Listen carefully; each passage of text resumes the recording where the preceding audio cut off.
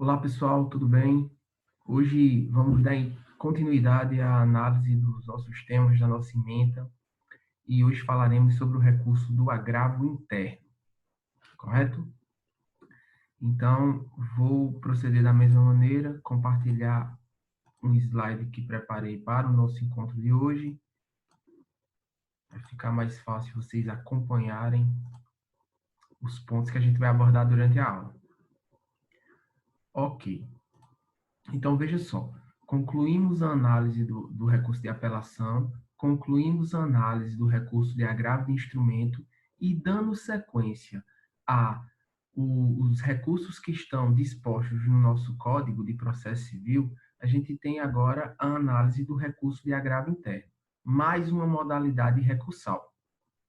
E aí, de início, eu quero fazer dois alertas para vocês, para que a gente possa se situar em que momento do processo a gente vai estar quando a gente for falar de agravo interno. Primeiro alerta. O agravo interno é um recurso que será utilizado no âmbito dos tribunais. É um recurso que vai ser utilizado sempre que a gente tiver que falar de decisões proferidas por órgãos colegiados. E aí vamos entender isso. No âmbito do tribunal, seja o Tribunal de Justiça, seja os tribunais superiores, o Tribunal Regional Federal, enfim, no âmbito dos tribunais, as decisões ocorrem principalmente, ou então preferencialmente, melhor dizendo, a partir de órgãos colegiados. Então, existe um colegiado de julgadores, de desembargadores ou de ministros que irão se reunir e proferir uma decisão. É diferente da realidade que ocorre nos juízos singulares, como, por exemplo, as varas. Aqui na nossa cidade, a gente tem as varas cíveis, a decisão é proferida por um único juiz e, no âmbito dos tribunais, a ideia é que a decisão seja tomada em colegiado. Beleza, essa é a primeira mensagem que eu tenho para falar para vocês, é que a gente vai situar a análise do nosso recurso do agravo interno sempre que a gente tiver diante de um processo que está tramitando em um tribunal. A segunda observação que a gente precisa fazer para compreender o nosso recurso e aí a gente pode inclusive lembrar um pouco do que a gente já estudou em apelação e agravo de instrumento, é o seguinte: apesar de, no âmbito dos tribunais, a decisão preferencialmente tenha que ser adotada por um colegiado, é possível e ocorre muitas vezes do relator do processo, do relator daquele processo, do relator daquele recurso, ele ter a prerrogativa de adotar decisões unipessoais. Ou seja, o próprio relator é que vai proferir uma decisão naquele processo. Então, é possível que isso aconteça. Onde foi que a gente já viu isso na análise da nossa disciplina até agora? Se vocês lembrarem, quando a gente falou do processamento do recurso de apelação e do recurso do agravo de instrumento, foi mencionado o seguinte, que o processo, o recurso naquele caso, quando chegava no âmbito do tribunal e era distribuído para um relator, o relator poderia tomar algumas decisões de maneira monocrática. E aí, quando a gente falava sobre isso, a gente tinha que fazer remissão ao artigo 932 do Código de Processo Civil, que é justamente o dispositivo legal que fala de vários poderes que incumbe a esse relator. E aí ele fixa várias decisões que o relator ele pode tomar monocraticamente, que ele pode adotar unipessoalmente. Ou seja, situações em que o relator pode decidir sozinho. Por exemplo, quando a gente falou de apelação, a gente viu que o relator, por força dos artigos 900, do artigo 932, inciso 3, 4, 5, ele poderia não conhecer de recurso inadmissível, aí essa decisão é monocrática, é unipessoal, é singular. O relator, ou então, poderia negar provimento a recurso que fosse contrário, aí ele elenca situações, as situações dos mais às vezes se referem à hipótese de recurso contrário à jurisprudência consolidada dos tribunais. E no inciso 5 a gente falava da hipótese de dar provimento a recurso quando a decisão recorrida fosse contrária ao entendimento consolidado dos tribunais.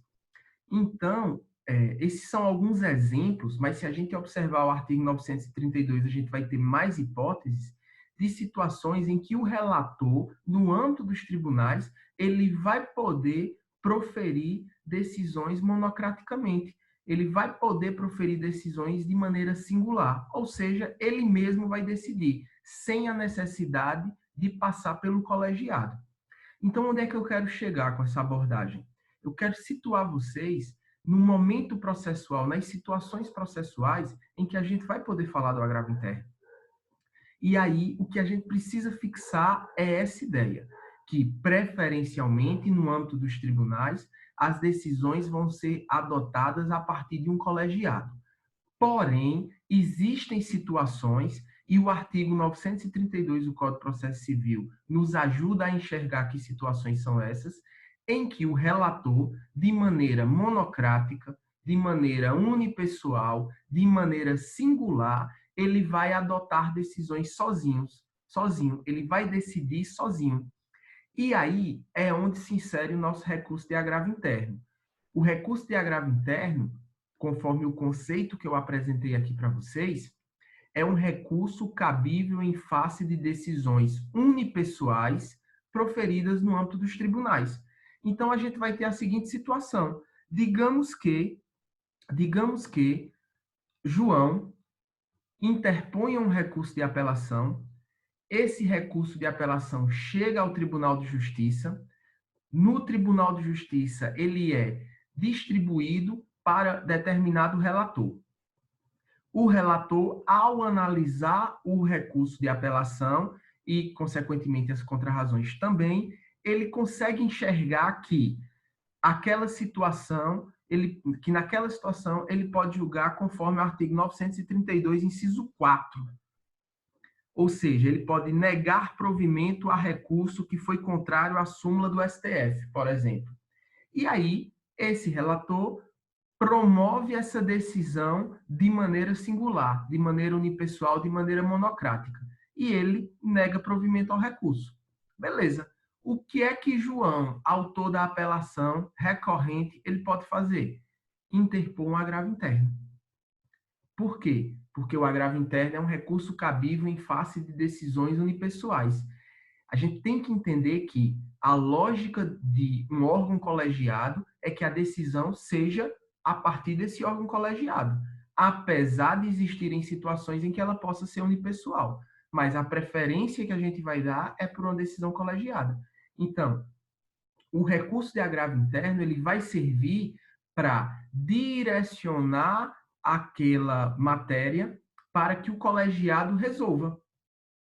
Vai dizer o seguinte, olha, tudo bem, o relator negou provimento ao recurso, mas eu entendo que essa negativa de provimento ela está equivocada. Então, eu vou levar essa discussão para o órgão colegiado, para que o órgão colegiado entenda se tem que ser negado ou não provimento a esse recurso. Então, esse é o cenário que a gente insere o nosso recurso de agravo interno. A gente precisa entender bem essas duas mensagens que foram passadas agora para compreender o momento processual em que a gente vai falar desse recurso. Ok? Beleza. Além disso, eu coloquei uma observação aqui para a gente analisar também. A pergunta é o seguinte: cabe agravo interno em decisão unipessoal proferida no âmbito das turmas recursais dos juizados especiais cíveis? Cabe agravo interno em decisão unipessoal proferida no âmbito das turmas recursais dos juizados especiais cíveis? Primeiro, vamos entender como é que se organiza o juizado especial cível.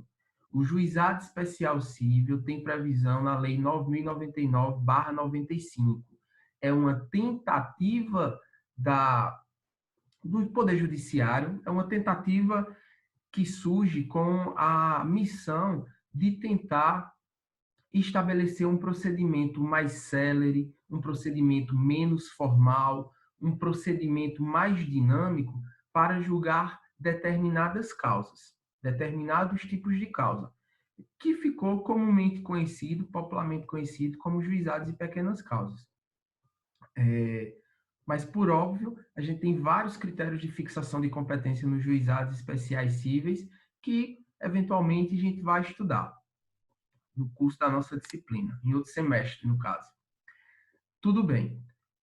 Como é que se organiza esse juizado especial cível? O juizado especial cível ele se organiza com a participação de um conciliador, com a participação de um juiz leigo e com a participação de um juiz togado, que é um juiz de primeira instância. E o segundo grau de jurisdição do juizado especial cível não é o Tribunal de Justiça daquele estado, é, na verdade, uma turma recursal. É um órgão denominado turma recursal que é composto por juízes de primeiro grau também. Então, a turma recursal ela não é composta por integrantes da magistratura que já estejam atuando em segundo grau de jurisdição. Não. Na verdade, a turma recursal é composta por integrantes da magistratura que são os próprios juízes de primeiro grau. É um órgão colegiado formado por juízes de primeiro grau.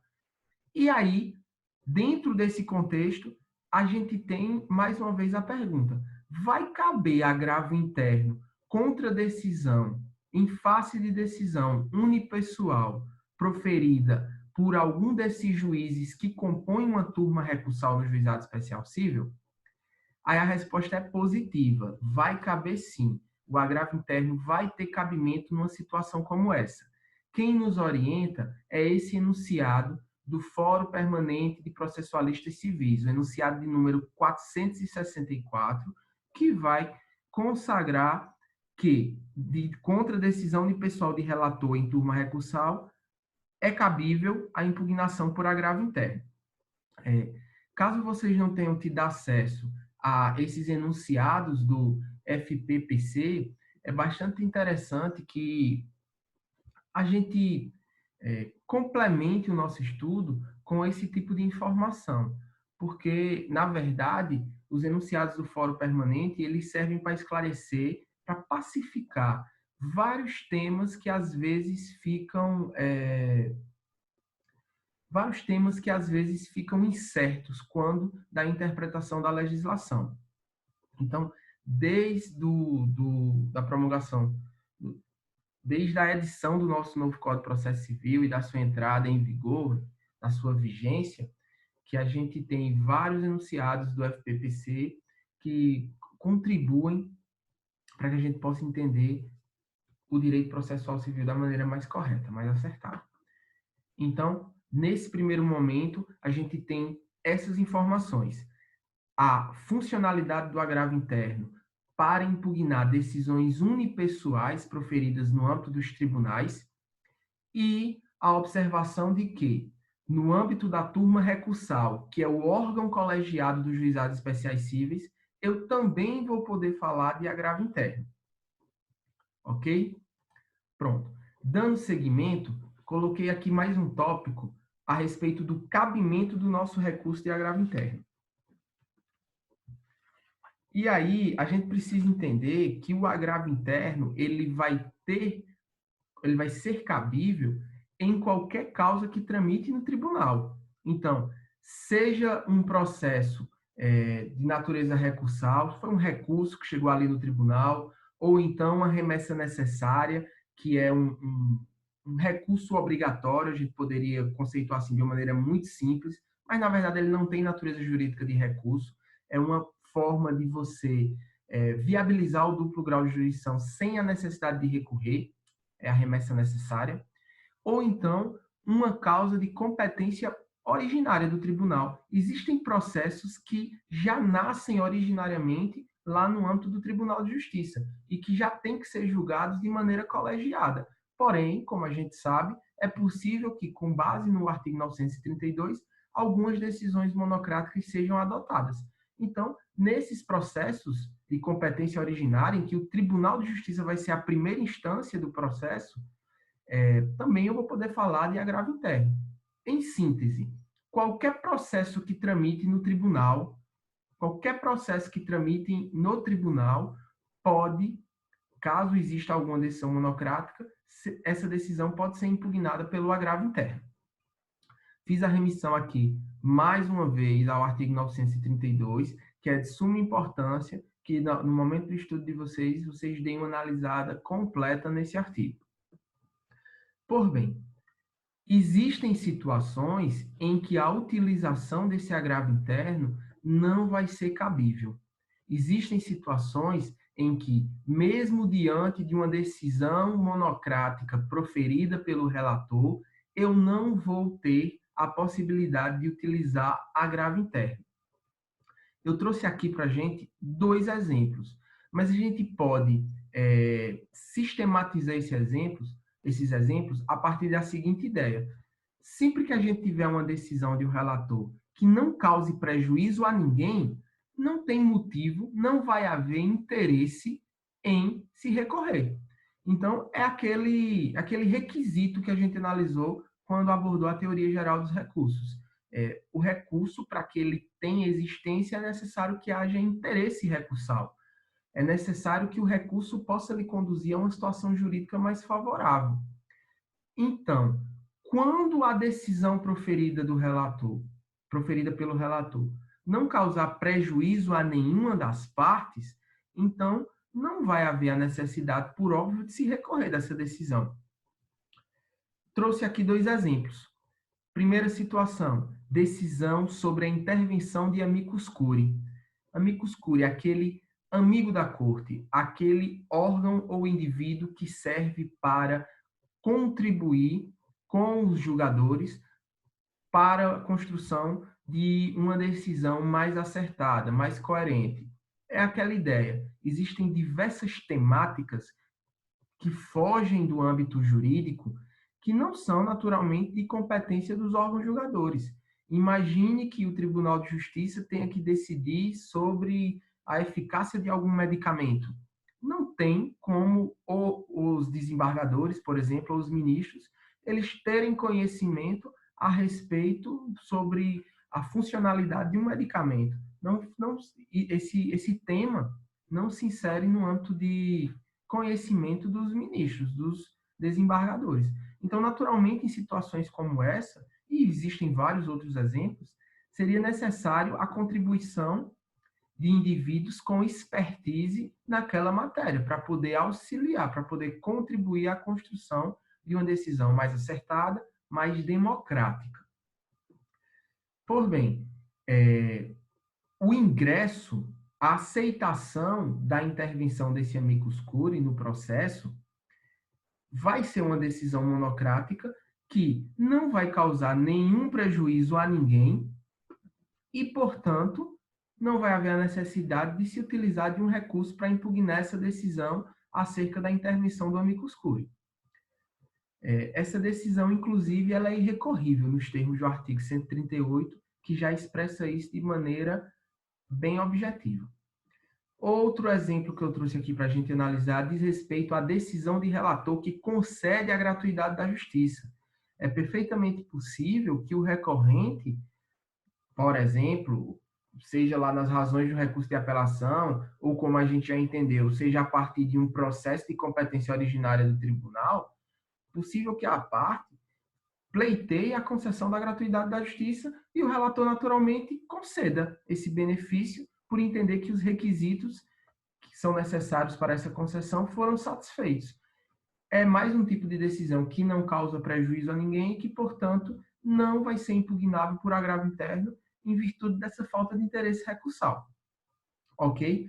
Então, quando a gente analisar o cabimento do nosso recurso de agravo interno, a gente tem que fazer análise dessas situações. A decisão causa algum prejuízo? É possível chegar a uma situação jurídica mais favorável? Se sim, então a gente vai ter a possibilidade de utilizar o agravo interno. Se não, então não vou ter a possibilidade de recorrer. E aqui eu já trouxe 2 exemplos que exemplificam essas situações. Dando continuidade, regularidade formal do recurso de agravo interno. Então, vou contar uma historinha para vocês, para a gente contextualizar esse tema de regularidade formal. Ainda existe, mas agora ela é interpretada de uma nova forma, no âmbito dos regimentos internos dos tribunais, dos diversos tribunais, previsões a respeito sobre um recurso chamado agravo regimental, agravinho, agravo interno, enfim. Então, qual é essa historinha que eu quero contar para vocês? Antes do Código de Processo Civil de 2015, a previsão desse recurso contra decisões unipessoais monocráticas no âmbito dos tribunais ficava a cargo do regimento interno desse respectivo tribunal. E aí o respectivo tribunal, ele nomeava esse recurso da maneira que ele entendesse mais adequada. Então, ele falava em agravo regimental, falava em agravinho, falava em agravo interno, e especificava o regramento desse recurso considerando a estrutura, considerando a realidade daquele tribunal. Então, imagine você, advogado, recorrente, você tinha uma ação que tramitava no Tribunal de Justiça de Pernambuco, e aí era proferida uma decisão monocrática, como é que você ia saber qual era o prazo do seu agravo interno, ou do seu agravinho, ou do seu agravo regimental, como ele fosse chamado naquela realidade? Você ia ter que consultar o regimento interno do tribunal para ver as características daquele recurso. E aí, a mesma situação, você está com ação no âmbito do Tribunal de Justiça do Ceará, precisa também impugnar uma decisão monocrática proferida pelo relator. O prazo é 5 dias? É 15 dias? Como é que eu vou saber? Eu ia ter que ir para o regimento interno do tribunal. Pronto, essa era a realidade que a gente tinha antes do Código de Processo Civil de 2015.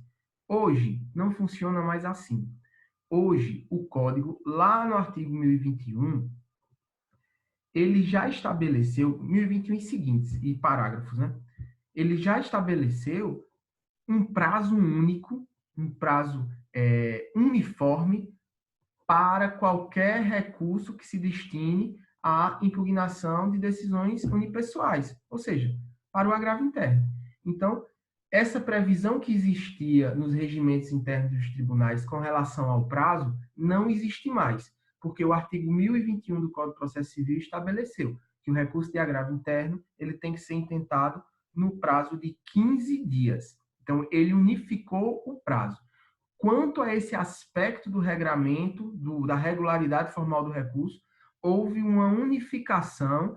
Então, todo recurso no âmbito dos tribunais de agravo interno, ele vai ter o prazo de 15 dias. Ok? Endereçamento. O agravo interno ele vai ser dirigido ao próprio relator. Então, quando o relator ele proferir a decisão monocrática, seja por que motivo for, considerando aquela realidade lá do 932, que fala dos poderes do relator, decisões que ele pode praticar. Então, você vai fazer sua petição, dirigir sua petição ao relator e informar a ele que você está interpondo um agravo interno em face daquela decisão. O relator, após receber essa petição, ele vai, depois de praticar alguns atos do procedimento, que a gente vê daqui a pouco, ele vai remeter esse recurso para o órgão colegiado a qual ele faz parte, para que seja julgado o recurso. Então, o agravo interno, a petição vai ser dirigida ao relator, porém o julgamento, naturalmente, desse recurso vai ser feito pelo órgão ad quem, que no caso do agravo interno é o colegiado a qual pertence o relator. Com relação ao preparo, ou seja, as custas do processamento com o processamento do recurso. Aqui, a gente tem alguns posicionamentos distintos. Por exemplo, a doutrina que sustenta que não cabe preparo para o recurso de agravo interno. Eu posso dar para vocês o exemplo do professor Fred Didier. Ele sustenta em seu livro que não existe esse preparo para o recurso de agravo interno. Porém, o que está consolidado até o presente momento é que a necessidade de pagamento do preparo vai ser regulada pelo regimento interno do tribunal. Então, ainda assim, você recorrente, vai precisar conferir o procedimento que foi estabelecido lá no regimento interno do respectivo tribunal para verificar se há necessidade do pagamento do preparo, do pagamento dessas custas recursais. Nesse momento do agravo interno, eu queria que a gente desse uma analisada, desse uma verificada no que diz o caput do artigo 1021. Ele vai orientar a gente no seguinte: contra decisão proferida pelo relator, caberá agravo interno para o respectivo órgão colegiado. Tudo isso a gente já conversou. Decisão monocrática no âmbito do tribunal é passível de impugnação via agravo interno, que vai ser julgado pelo órgão colegiado. Mas o caput do 1021 continua. Observadas, quanto ao processamento, as regras do regimento interno do tribunal. Então, eu estou fazendo esse aparto com vocês para a gente entender que ainda vai ser necessário consultar as regras que estão dispostas no regimento interno do respectivo tribunal para verificar se existe alguma divergência, se existe alguma situação diferenciada com relação ao processamento desse recurso, como, por exemplo, a necessidade ou não do preparo. Então, você recorrente, você advogado, sempre lembrar que, para utilizar o agravo interno, é necessário fazer uma consulta ao regimento interno do respectivo tribunal. Dando continuidade. Outro tópico aqui para a gente analisar: agravo interno manifestamente inadmissível ou manifestamente improcedente. Então, o que é que acontece? É possível que a parte acabe se utilizando do recurso de agravo interno, muitas vezes, para poder protelar a resolução daquele processo. Então, imagine que o juiz de primeira instância ele tenha sentenciado, proferiu sua sentença, e a sentença desse juiz está em conformidade com o que decide o Tribunal de Justiça a qual esse juiz está vinculado. Então, o juiz ele acabou respeitando aquela lógica dos precedentes judiciais, ele está decidindo de acordo com as decisões, com o que comumente é decidido para aquela situação. A parte, apesar de saber que já está perdido, decide protelar esse processo. E aí vai, em face dessa sentença, interpõe um recurso de apelação. Quando chega no âmbito do Tribunal de Justiça, o relator, ao analisar o recurso de apelação, ele já nega provimento ao seu recurso, com observância do 932, inciso 4 do Código de Processo Civil. Ele já nega provimento ao recurso por entender que a decisão está de acordo com a jurisprudência consolidada dos tribunais. E aí, o que é que a parte faz com aquele intuito protelatório, com aquela intenção de retardar a conclusão daquele processo? A parte vai e vale-se do agravo interno. Ele diz o seguinte: não, eu tenho uma decisão monocrática, eu vou retardar aqui esse processo mais uma vez. Utiliza o agravo interno contra essa decisão do relator que negou provimento ao recurso de apelação. Beleza. Acontece que, quando da análise desse agravo interno, se o órgão colegiado julgar que ele ou é manifestamente inadmissível, e aí lembre-se que essa expressão inadmissível refere-se ao preenchimento ou não dos pressupostos de admissibilidade, ou seja, é aquela análise formal do cabimento do recurso, ou então é um recurso manifestamente improcedente, como é o caso do exemplo que eu estou tratando com vocês. Lembre-se que essa expressão improcedente vai se referir ao mérito, à análise do mérito do recurso. Então, ou uma situação manifestamente inadmissível, ou a outra situação manifestamente improcedente. Caso o agravo interno seja julgado de alguma dessas duas formas, o Código de Processo Civil, lá no parágrafo 4º, impõe uma sanção. Que sanção é essa? A aplicação de uma multa. Vamos analisar o parágrafo 4º do 1021. Quando o agravo interno for declarado manifestamente inadmissível ou improcedente em votação unânime, o órgão colegiado, em decisão fundamentada, condenará o agravante a pagar ao agravado multa fixada entre 1 e 5% do valor atualizado da causa. Então, veja, o parágrafo 4º de 2021 traz uma sanção, traz a imposição de uma multa para o agravante, para o recorrente, para o indivíduo que se utiliza do agravo interno com um propósito que, na prática, a gente vai enxergar que esse propósito é protelatório, é com a intenção de retardar o processo. Então, se o órgão colegiado, de maneira unânime, entender que esse recurso é manifestamente inadmissível, é manifestamente improcedente, o órgão vai, o tribunal, o órgão colegiado, na verdade, vai condenar o recorrente a uma multa que vai variar de 1 a 5% do valor da causa.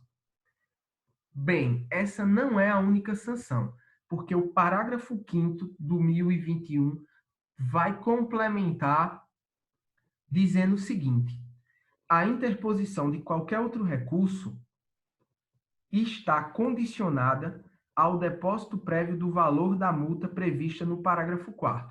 Então, veja só, além de ter que pagar a multa, o indivíduo, a parte que foi condenada, somente vai poder utilizar outro recurso nesse processo após pagar a multa que foi fixada. Então, vou trazer uma situação hipotética aqui, considerando o exemplo que a gente já estava utilizando.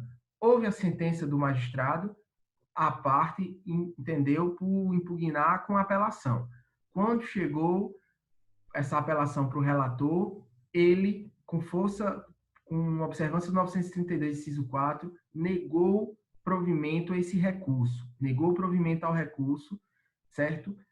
A parte vai lá e agrava, utiliza o agravo interno e faz dessa decisão monocrática do relator que negou provimento ao recurso. Quando do julgamento do recurso do agravo interno, o colegiado entendeu que ele era manifestamente improcedente e fixou uma multa de 5%, sobre o valor da causa. E aí, o que foi que aconteceu? O recorrente, a parte que intentou o agravo interno e que foi multado, ele não poderá, por exemplo, utilizar um recurso especial direcionado ao STJ, um recurso extraordinário direcionado ao STF, enquanto ele não fizer o pagamento desse valor que foi imposto, que foi fixado pelo colegiado sob a forma de multa. Então, é uma complementação da sanção. Além de ser multado, ele não vai poder utilizar nenhum outro recurso enquanto não pagar o valor dessa multa. Acontece que o parágrafo 5º, continuando a leitura dele, ele traz exceções. Ele traz indivíduos que não vão precisar pagar essa multa de imediato, que vão poder pagar essa multa apenas no final do processo. Quem são esses indivíduos? A Fazenda Pública e o beneficiário da gratuidade da justiça. Então, vamos analisar agora o parágrafo 5º de uma maneira integral. A interposição de qualquer outro recurso está condicionada ao depósito prévio do valor da multa prevista no parágrafo 4º, à exceção da Fazenda Pública e do beneficiário da gratuidade da justiça, que farão o pagamento ao final. Então, entendam. Agravo interno manifestamente inadmissível, manifestamente improcedente. Essa decisão foi obtida em votação unânime pelo órgão colegiado. O que é que vai acontecer? Imposição de uma multa. Além disso, o recorrente somente vai poder se valer de outro recurso após pagar essa multa, salvo se o recorrente for ou a Fazenda Pública ou o beneficiário da gratuidade da justiça. E aí, encaminhando para o final desse nosso encontro de hoje, vamos analisar os efeitos do recurso do agravo interno. E aí, são aquelas 3 situações que a gente já estabeleceu como parâmetro para analisar quando a gente fala de efeitos. Tem efeito devolutivo? Sim. Todo recurso vai ter efeito devolutivo. Todo recurso vai possibilitar que aquela matéria seja analisada por um órgão de instância superior, por um órgão superior. Então, é a possibilidade de rever aquele julgamento. Então, isso já integra a própria natureza do que seria um recurso. tem efeito suspensivo? Não é automático. Aqui no agravo interno, a gente tem a aplicação da regra geral do sistema recursal. Os recursos, em regra, não impedem a eficácia da decisão que está sendo recorrida. Então, tem efeito suspensivo de maneira automática? Não. Mas é possível, claro, que o recorrente peça a concessão do efeito suspensivo. E aí isso vai ficar sob análise do órgão julgador, se ele concede ou não o efeito suspensivo, ou seja, se ele suspende ou não a produção de efeitos daquela decisão. E, por fim, é possível falar de efeito regressivo, é possível se falar de retratação, e aí aqui no âmbito do agravo interno, sim, vai ser possível falar da retratação. Veja só o que diz o parágrafo 2º do artigo 1021. O agravo será dirigido ao relator, que intimará o agravado para manifestar-se sobre o recurso no prazo de 15 dias, ao final do qual, não havendo retratação, o relator levá-lo-á a julgamento pelo órgão colegiado com inclusão em pauta. Então, percebam, o dispositivo legal que a gente acabou de analisar, ele fala sobre a possibilidade de o relator, após ele receber o recurso de agravo interno, após ele determinar que a parte agravada apresente suas contrarrazões, ele vai poder fazer o juízo de retratação. Ele vai poder voltar atrás naquela decisão que ele proferiu inicialmente. Então, vai existir aqui no âmbito do agravo interno a possibilidade do efeito regressivo, da retratação. Ok? Então, para a gente finalizar a análise aqui do nosso recurso, vamos verificar aqui esse esquema que eu tracei para a gente. Então, de uma maneira bem simples e sempre considerando que vai haver a necessidade de consultar o regimento interno do respectivo tribunal para verificar se não existe alguma outra previsão acerca do procedimento do agravo interno. Porque, como a gente viu, o 1021 determina que serão observadas, quanto ao processamento, as regras do regimento interno do tribunal. Então, aqui eu trouxe para a gente um esquema geral a respeito da tramitação desse recurso, o que não exclui a necessidade de consultar o regimento interno do tribunal para verificar se as normas a respeito do processamento do agravo interno têm alguma modificação. Então, beleza. A gente vai ter inicialmente uma decisão monocrática. Essa decisão monocrática foi proferida por um relator, naturalmente, seja em recurso, seja em uma remessa necessária, seja em um processo de competência originária do próprio tribunal. Se essa decisão monocrática não tiver inserido naquelas exceções de decisões não recorríveis, a gente vai poder falar da utilização do agravo interno, ok? Beleza. Após esse agravo interno, como a gente viu, tem que ser dirigido ao relator, vai ter aquela petição de interposição dirigida ao relator e, na sequência, eu vou ter a petição com as razões do meu recurso, ou seja, com os fundamentos, os motivos jurídicos pelos quais aquela decisão tem que ser reformada. E aí, o relator, quando ele receber a petição de interposição do agravo interno, ele vai determinar a intimação da outra parte para poder contrarrazoar, para poder complementar o contraditório a respeito do julgamento desse recurso. Em qual prazo? 15 dias. 15 dias. São 15 dias para recorrer, para interpor o agravo interno, e 15 dias para apresentar suas contrarrazões. Beleza. Após as contrarrazões da parte agravada, a gente pode ter duas situações distintas. A primeira situação é o relator valer-se do efeito regressivo e optar por se retratar daquela decisão que ele tomou. Se ele se retratar, se ele voltar atrás, então, naturalmente, o agravo interno vai estar prejudicado. Por quê? Porque a decisão que motivou a utilização do agravo interno não vai mais existir. O juiz voltou atrás. Então, entendam que essa decisão monocrática aqui, por exemplo, é de negar provimento ao recurso. A parte utiliza o agravo interno. A outra parte apresenta suas contrarrazões. Aí o relator, quando ele vai analisar, ele diz, é verdade, não era situação para negar provimento a esse recurso. Então, vou voltar atrás da minha decisão. Quando ele volta atrás, naturalmente o agravo interno fica prejudicado e aí a gente encerra essa tramitação de agravo interno, porque não vai mais haver necessidade. A outra situação é o relator não se valer do efeito regressivo, não se valer da retratação, e aí, naturalmente, ele vai remeter o processo, remeter o recurso de agravo interno para o órgão colegiado, para que lá ele possa ser apreciado por todos os julgadores que compõem o órgão. Então, vai ser incluído em pauta para julgamento, e o julgamento, naturalmente, vai poder ter dois resultados. Ou vai ser julgado procedente o recurso de agravo interno, ou então ele vai ser julgado improcedente.